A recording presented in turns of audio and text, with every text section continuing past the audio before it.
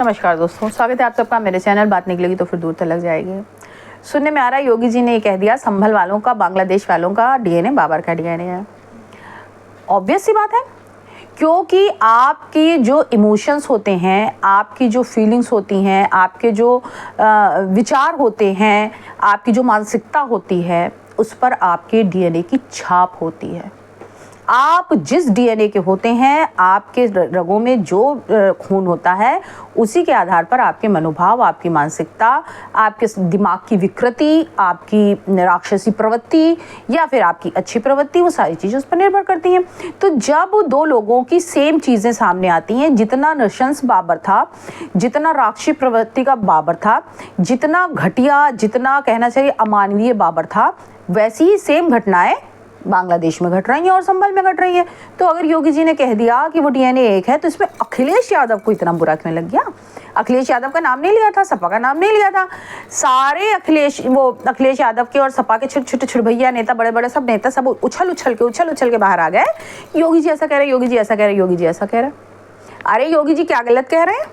अगर तुम बाबर के वंशज नहीं हो, अगर तुम्हारा डीएनए बाबर का नहीं है, तो तुम बाबर की शान में कसीदे क्यों पढ़ते हो? तुम कहो ना, जैसे doctor Syed Rizwan Ahmed TV channel पर बैठ के कहते हैं कि मेरा मुगलों से कोई लेना देना नहीं है, मैं भारतीय मुसलमान हूँ, मेरा डीएनए भारतीय है।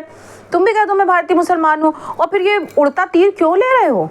भाई, उन्होंने जो लोगों की प्रवृत्ति वैसे उन लोगों के लिए कहा था, ना तो अखिलेश के लिए कहा था, ना तो सपा के लिए कहा था, ना तो किसी भी अखिलेश के ने प्रवक्ता, वो जो उनके प्रवक्ता होते हैं उनके लिए कहा था।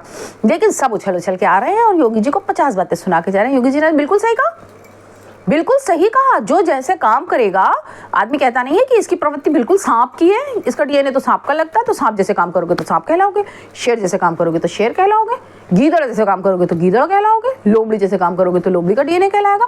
तो वो तो एक भाषा होती है कि जब एक जैसी प्रवृत्ति के लोग दिखते तो आदमी कहता भैया इन दोनों का डीएनए लगता सेम है। तो डीएनए तो सेम है ही है। अगर आप बाबर, औरंगजेब, अकबर को उसकी क्या कहते हैं प्रशंसा करते हैं, उसकी तारीफ करते हैं, आप कहते हैं अरे वो बड़ा अच्छा, तो बड़ा अच्छा, तो आपका डीएनए उनका है।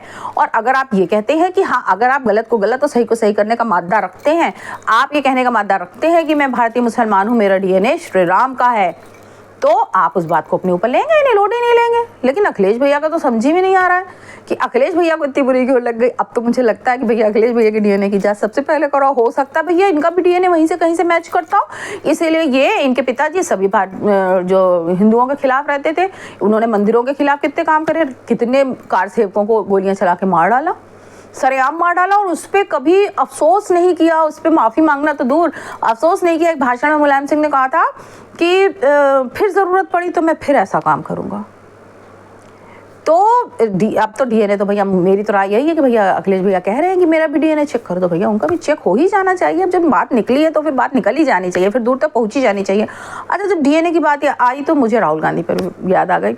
जब राजीव गांधी जी की हत्या हुई थी, और चूँकि उनकी हत्या कहना चाहिए बड़ी ही दर्दनाक थी कि उनके शरीर के सारे अंग अलग अलग हो गए थे, मतलब इतना तेज विस्फोट था कि टुकड़ों में समेटा गया था, उनको थैली में भर करके लाए गए थे। तो जब फॉरेंसिक जांच के लिए ये कहा गया कि भाई राहुल गांधी के डीएनए की जांच कराई जाएगी, सैंपल मांगा गया था, तो सोनिया गांधी जी ने राहुल गांधी जी को नहीं दिया था सैंपल, उन्होंने प्रियंका गांधी का सैंपल दिया था। अब इससे भी सिद्ध होता है कि डीएनए बहुत कुछ कहता है।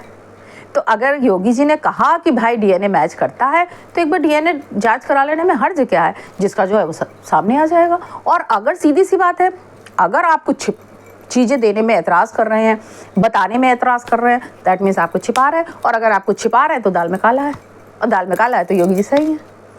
तो डीएनए वाली बात तो बिल्कुल सही है, और ये तो बिल्कुल साइंटिफिक बात है ना। तो इस पे योगी जी पे इतना गर्मा गर्मी की करने की क्या ज़रूरत है? भाई अपना अपना डीएनए चेक करा लो, जिसका श्री राम का होगा उसका भी निकल आएगा, जिसका बाबर का होगा उसका भी निकल आएगा। तो मेरी यही राय है अखिलेश जी को कि अगर इतना फड़फड़ाओगे तो बहुत जल्दी तुम्हारी हकीकत सामने आ जाएगी।